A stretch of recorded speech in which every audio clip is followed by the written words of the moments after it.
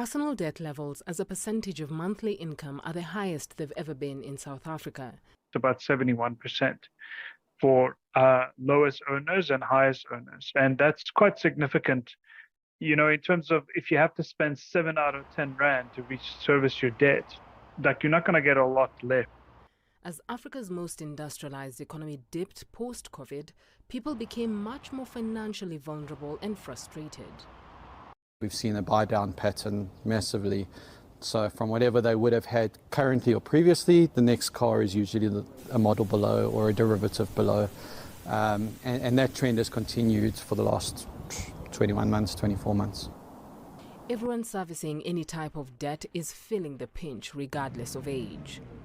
Some of the younger consumers, probably first-time vehicle purchasers, and it's been quite difficult for them to essentially have extra headroom to deal with this almost 500 basis point increase in the last 2 years.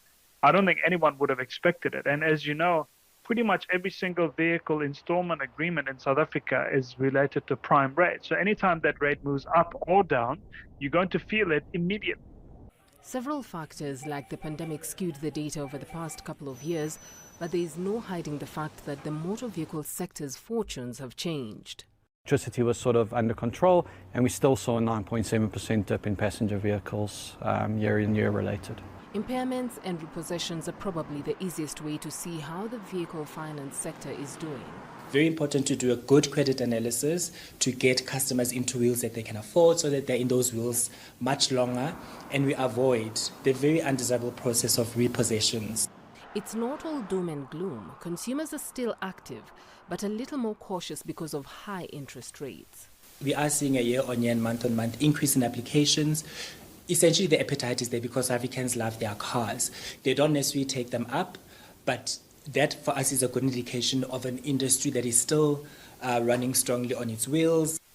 South Africa's economy has ground to a halt despite efforts by the government to incentivize growth. The motor sector hasn't escaped the crunch, and people have adapted by downsizing vehicles or moving to cheaper brands. Beryl Oro, CGTN.